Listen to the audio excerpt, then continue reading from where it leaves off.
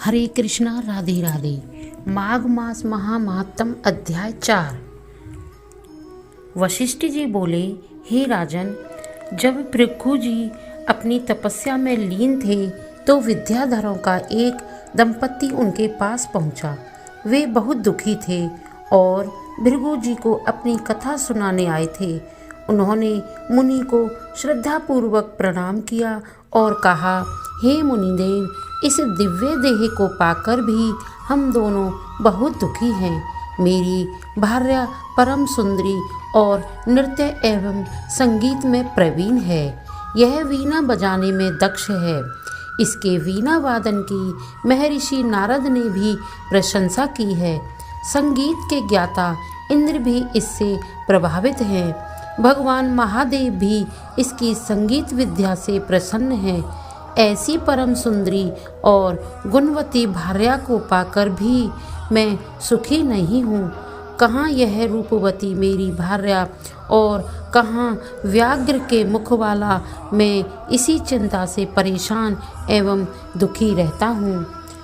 उस विद्याधर की बात को सुनकर त्रिकालज्ञ भृगु जी मुस्कुराकर बोले, हे विद्याधर, हर प्राणी को कर्मों के अनुसार फल प्राप्त होता है। जो ज्ञानी होते हैं वे मोह नहीं करते और जो अज्ञानी होते हैं वे मोह में फंसे रहते हैं। जिस तरह यक्षिका के पाम विषम हैं, उसी तरह अधूरा कर्म दुखी करता है।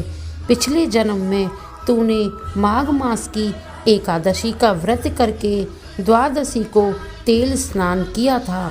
उसी के कारण तेरा मुख व्याघ्र का है। राजा पुरखा ने भी तेरी ही भांति भूल की थी। इसी तरह उसको कुरूप देह प्राप्त हुई थी। राजा अपनी कुरूपता पर बड़ा दुखी था। वह गिरिराज के समीप देव सरोवर पर गया था। उसने स्नान किया और तपस्या हेतु कुशा के आसन पर बैठ गया।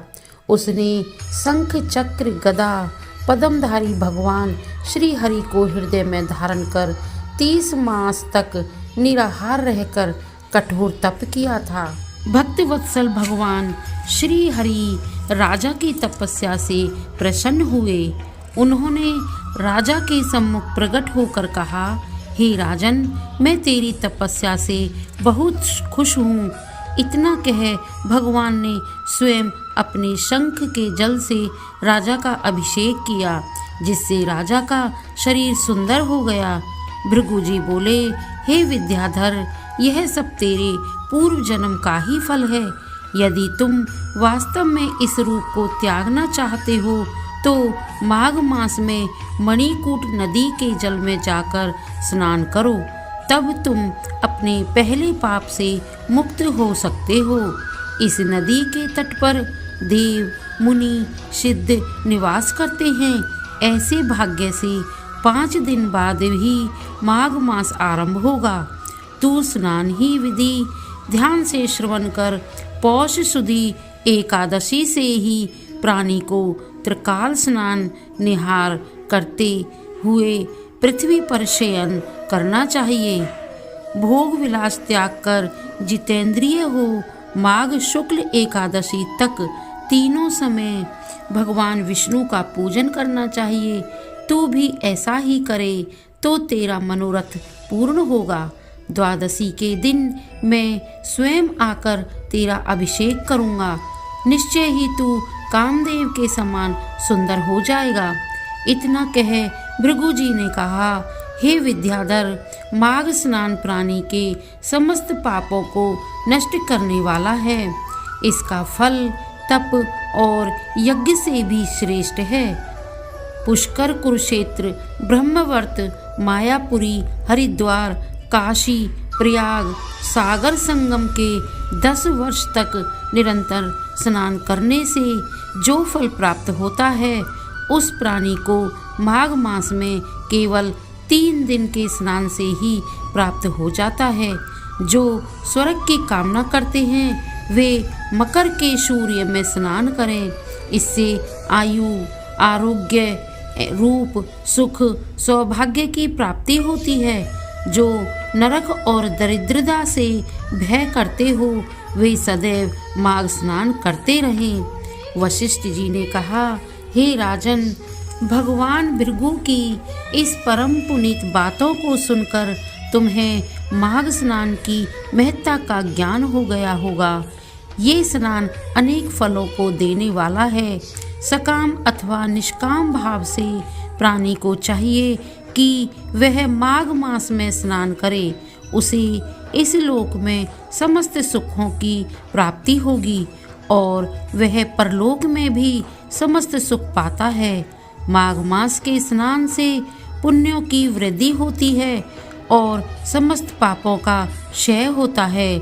सतयुग में तप, त्रेता में ज्ञान और द्वापर में कर्म फल देता है। उसी तरह माघ स्नान सब युगों में श्रेष्ठ फल का देने वाला है।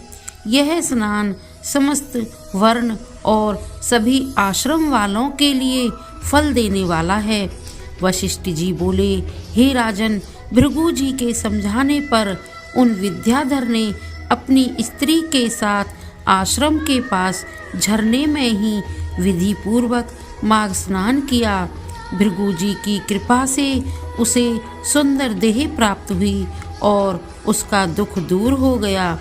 यह कामदेव के समान सुंदर मुख वाला होकर अपनी पत्नी के साथ विहार करने लगा। तपस्या पूर्ण करके भृगु जी अपने शिष्यों सहित पर्वत से उतरकर अपने आश्रम को चले आए। हे राजन, जो इस परम पुनीत कथा को श्रवण करता है उसके समस्त मनोरथ पूर्ण होते हैं। बोलो विष्णु भगवान की जय। माघ मास महामहत्तम अध्याय 4 समाप्त।